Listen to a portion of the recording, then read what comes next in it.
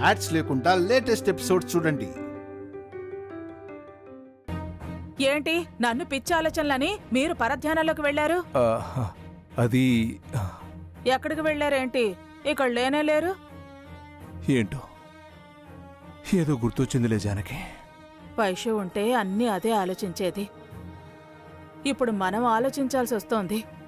నిజమే జానకి, చిన్నతనం నుంచి మిథునా గురించి ఆలోచించే వైష్ణవి ఇప్పుడు దానికి తోడి కోడలుగా వెళ్ళింది. మనం నిశ్చింతగా ఉండొచ్చు. కలిసి పెరిగారు, కలిసి కోడళ్లుగా వెళ్లారు. ఆ దేవుడు వాళ్ళని చల్లగా చూస్తాడండి. పదండి, భోంచేసి సారి సర్దుదాం.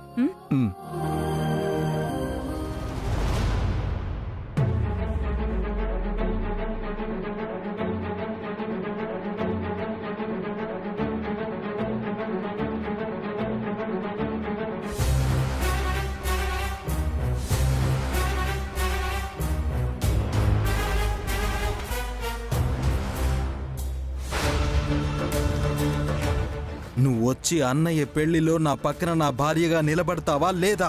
ఇప్పుడున్న పరిస్థితుల్లో దాన్ని వదిలి నేను రాలేనండి.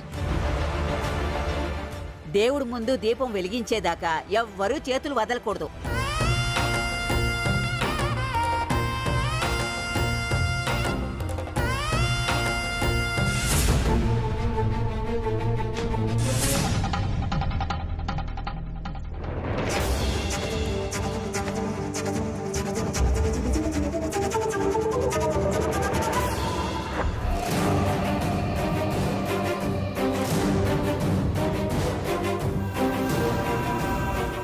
ఎందుకు ఈయన ఇలా ఉన్నారు? ఎందుకో కోపం వచ్చినట్టుంది.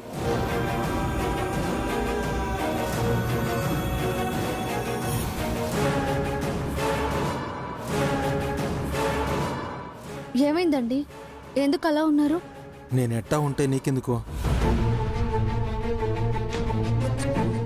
అలా అంటారేంటి?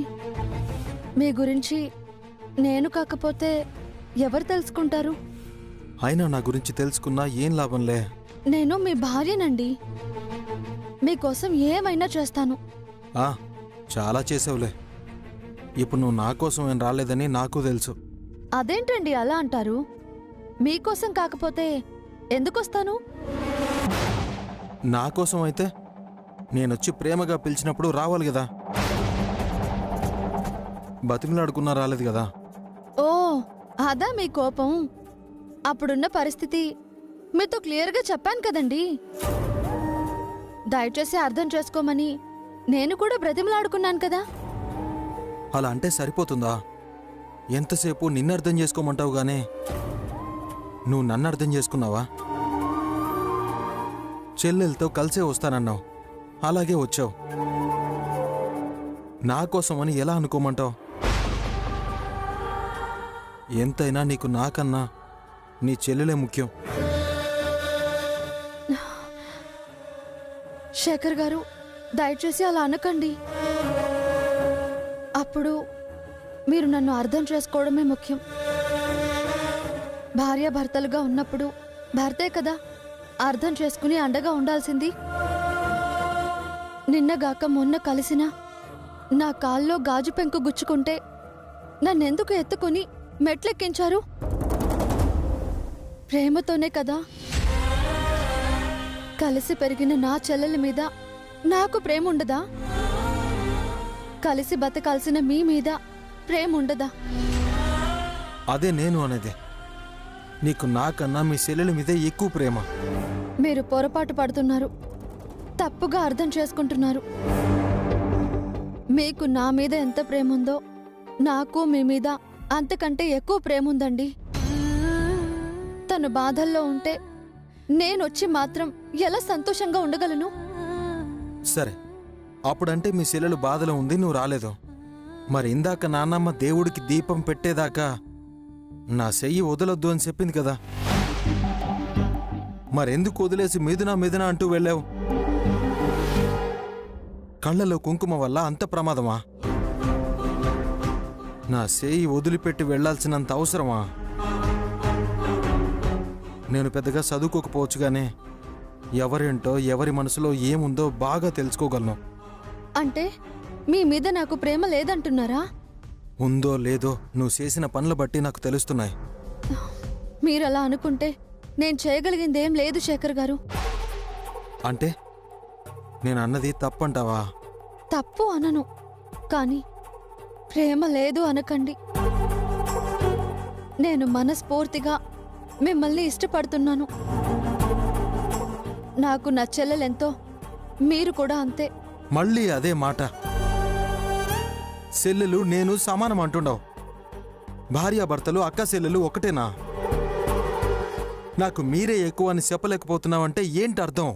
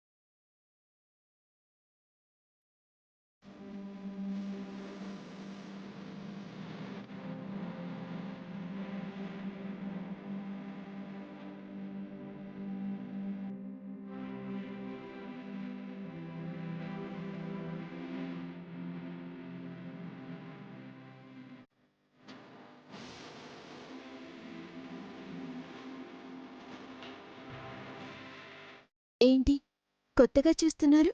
భార్య స్థానం కొత్తదేగా. అయితే అలా చూడాలా? నీకు చెప్పలేదు. నా మనసు ఎప్పుడు నీ ముందు విప్పలేదు, కానీ అప్పుడు ఇప్పుడు ఎప్పుడు నిన్నిలా చూస్తూనే ఉండాలని ఉంది.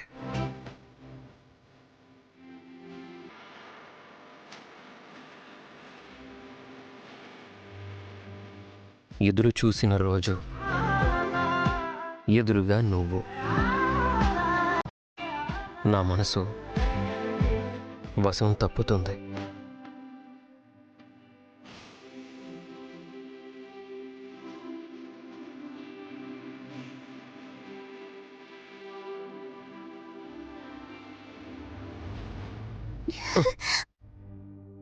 ఏంటి నువ్వు? మనం ఇప్పుడు భార్యాభర్తలం అయ్యాం. అయితే నేను అప్పటి మిత్రనే కదా. అయితేనే స్థానం మారిందని ఇప్పుడే చెప్పానుగా. అందుకని హద్దులు మీరుతారా? ఇంకా మన మధ్య హద్దులే ఉండవు, అన్నీ సుద్దులే.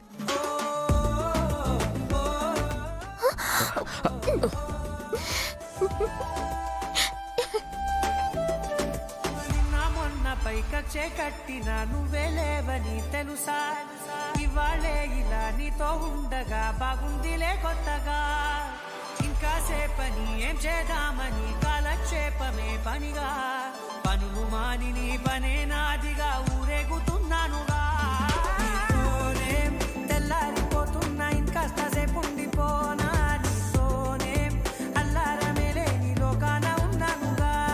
నీలానే నా తీరు మారింది, నా హాయి దాగుంది, ఏమంటే ఏం చెప్పనే.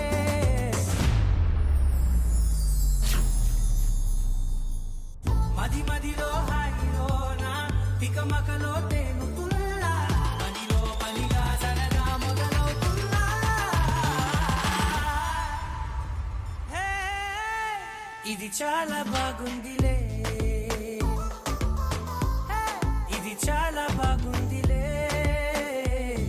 ఇది చాలా బాగుందిలే. ఏమైంది ఇప్పుడు? శుభకార్యం శుభకార్యంలా జరగాలి.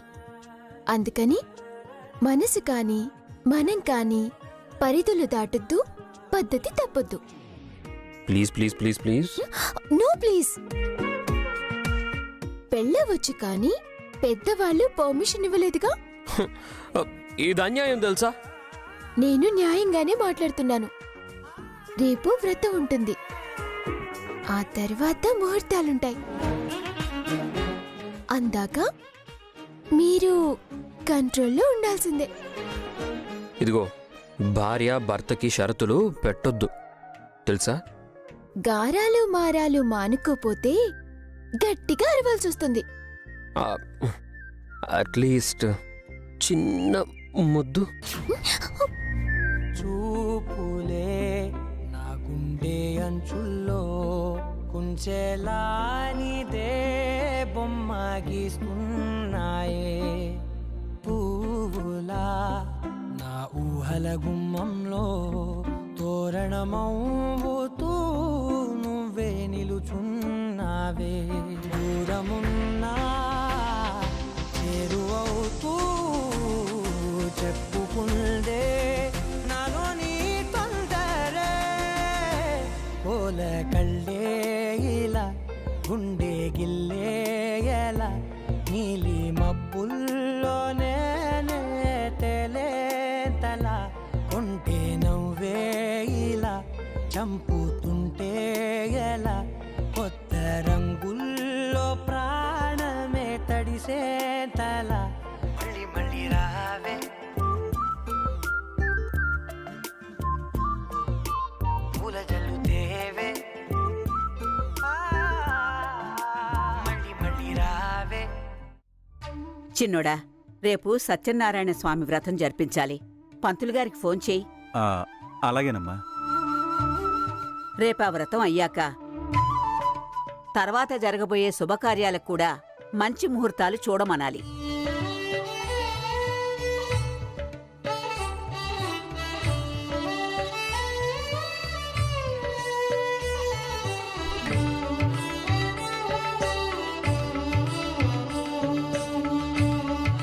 అత్తయ్య, ఇప్పటికే అటు వాళ్ళు ఇటు మనం చాలా పూజలు వ్రతాలు చేశాం. ఇంకా సత్యనారాయణ వ్రతం ఎందుకత్తయ్యా?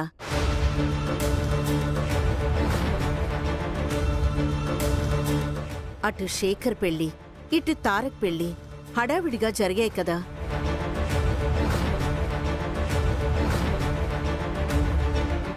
గ్రాండ్గా రిసెప్షన్ చేస్తే సరిపోతుంది కదా. ఏం మాటలే అవి? శుభకార్యం తర్వాత వ్రతం చేస్తే మంచిది. ఆనవాయితీ కూడాను. వ్రతం వద్దంటావేంటి? చంపలేసుకో, స్వామి ఆగ్రహిస్తాడు. ఇప్పటికే చాలా ఆటంకాలు అవరోధాలు జరిగాయి. ఏ దేవుడి దయవల్లో పెళ్ళిళ్ళైతే అయ్యాయి. అన్నీ సవ్యంగా జరిగితే సత్యనారాయణ వ్రతం చేయిస్తానని నేను మొక్కుకున్నాను.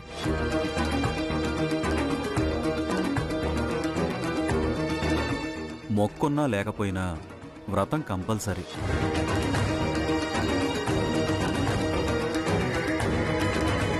పూజలో ఎలాంటి ప్రాబ్లం రాకుండా ఆ స్వామి కాపాడతాడు. మోమ్, ఎవరైనా పెళ్లి తర్వాత వ్రతం చేస్తారు కదా. చేస్తారు, కానీ కానీ లేదు, అర్థనా లేదు. వ్రతం జరిపించాల్సిందే. వ్రతం చేస్తేనే శుభకార్యం పూర్తయినట్టు లెక్క. వ్రతం చేసుకోవడం మంచిదే కదా పిన్ని. మంచిదే. ఎవరికి? ఆ వైష్ణవికి మంచిది. అది బలం పుంజుకుంటుంది. అది నిలదొక్కుకోవద్దు అంటే వ్రతం వద్దనాలి. ఎలాగో అలాగా ఈ వ్రతానికి బ్రేక్ వేయాలి. వ్రతం సాంప్రదాయం శుభప్రదం అత్తయ్య గారు. చిన్నపిల్లలకి తెలిసిన విషయం కూడా నీకు తెలీదా రేఖ? మీరెప్పుడు ఏ విషయంలో నా మాట విన్నారు కనుక మీ ఇష్టం వచ్చినట్టే చేసుకోండి. రేఖా డార్లింగ్,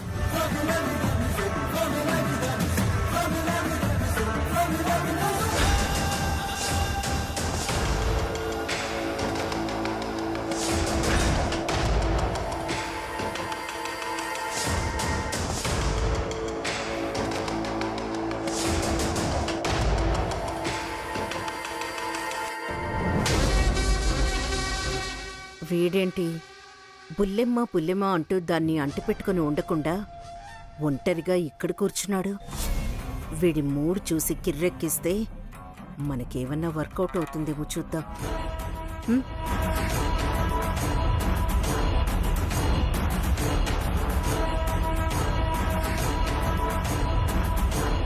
నాన్న శేఖర్, సినమ్మా, అందరం ఇంట్లో ఉంటే ఒంటరిగా నువ్విక్కడున్నావేంటి?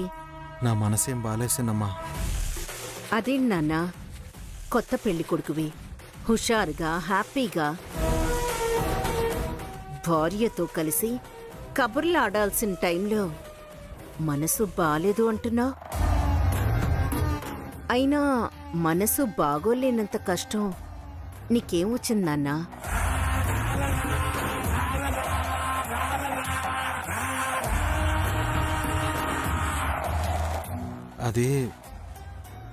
అది బుల్లెమ్మ మాటలేం నాకు నచ్చట్లేసినమ్మా. వీడు మనకి బాగా ఉపయోగపడే మూడ్లోనే ఉన్నట్టున్నాడు. వాడుకొని వ్రతానికి బ్రేక్ వేయాలి. అయ్యయ్యో, నువ్వంతగా ప్రేమించే బుల్లెమ్మ మాటలు నీకు నచ్చకపోవటమేంటి నాన్నా? ఏమంది నిన్ను? నా పెళ్లి కాగానే సెల్లి సెల్లి అంటూ వెళ్ళింది. సెల్లితోనే కలిసి వస్తాను అంది. నేను సరే అనుకున్నాను. ఆ తర్వాత మీరేమో అన్నయ్య పెళ్ళి నువ్వు బుల్లెమ్మ పక్క నుండి చేస్తే అన్నయ్య చాలా సంతోషపడతాడు, వెళ్ళి పిల్లు అంటే నేను వెళ్ళాను. అప్పుడు బుల్లెమ్మ నా పరిస్థితి అర్థం చేసుకోండి శేఖర్ గారు అని, నా చెల్లెలు బాధలో ఉంది, నేను రాలేను అని చెప్పింది. నేను ఎప్పుడొచ్చినా నా చెల్లెలతోనే కలిసి ఇంట్లోకి వస్తాను అని మళ్ళీ చెప్పింది. అయినా నేను ఓపిక పట్టాను. ఇప్పుడు మిథునతో కలిసొచ్చిందిగా, ఇంట్లోకి రాగానే నానమ్మ దీపం వెలిగించేదాకా నా చెయ్యి వదలొద్దు అని చెప్పింది. అయినా సరే మళ్ళీ సెల్లి అని కుంకుమ ఊదడానికి నా చెయ్యి వదిలేసింది. సినమ్మా, ఇదంతా తప్పే కదా, నువ్వే చెప్పు. ఖచ్చితంగా తప్పేరా. అప్పుడే అదేంటి అలా వదిలేశావు అని అడుగుదాం అనుకున్నాను. కానీ మీ నానమ్మ సంగతి, మీ అమ్మ సంగతి నీకు తెలుసు కదా. నా మీద ఓ అని విరుచుకు పడతారు. నన్ను తప్పు పడతారని అందుకే ఆగాను. ఆ వైష్ణవి ఏమన్నా పాపం నువ్వు పడాలి, మీ అమ్మ నానమ్మ ఏమన్నా నేను పడాలి. ఏంటో నాన్నా, నీ పద్ధతి చూసి జాలిపడాలో నా పద్ధతికి బాధపడాలో నాకర్థం కావడం లేదు. అయినా నువ్వు అలా ఎందుకు వదిలేశావు? గట్టిగా అడగలేకపోయావా? అడిగాను. ఇప్పుడు మీరు నా చెల్లి ఇద్దరూ సమానమే అన్నట్టు మాట్లాడింది. అలా ఎలా అవుతావు? నువ్వు కట్టుకున్నవాడివి, జీవితకాలం పోషించాల్సిన వాడివి, మంచి చెడు చూడాల్సిన వాడివి, అన్ని విధాలుగా భరించాల్సిన వాడివి. నీకు దానికి సాపత్యమేంటి, సమానమేంటి? కరెక్టే సినమ్మా, నాకు అట్టాగే అనిపించింది.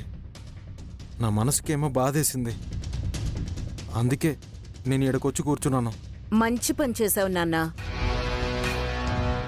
అది నాదే తప్పు, మీరే నాకు అన్ని విధాలా నా చెల్లెలి కన్నా ఎక్కువ అని నన్ను క్షమించండి శేఖర్ గారు అని అనేదాకా నువ్వు అస్సలు తగ్గకు. నాన్న శేఖర్, నాకు ఒక ఆలోచన వచ్చింది.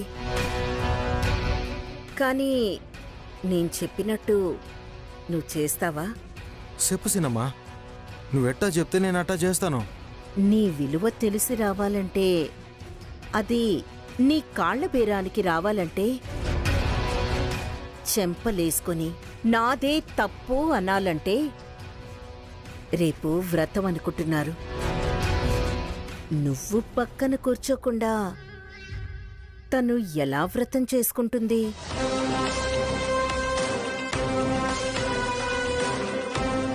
కాబట్టి నేను వ్రతం పీటల మీద కూర్చోను అని భీష్మించుకో.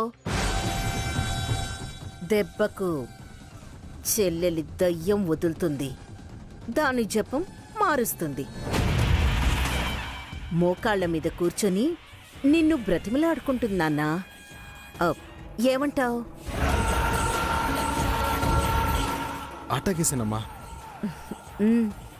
నువ్వు చెప్పినట్టుగానే నేను చేస్తాను. అది నేను చెప్పానని మాత్రం ఎక్కడా నోరు జారకి నాన్నా. చాచా, ఆ మాత్రం నాకు తెలీదా? నేను ఎవరికి చెప్పనులేసినమ్మా, ముఖ్యంగా అమ్మకి నాన్నమ్మకైతే అస్సలు చెప్పను.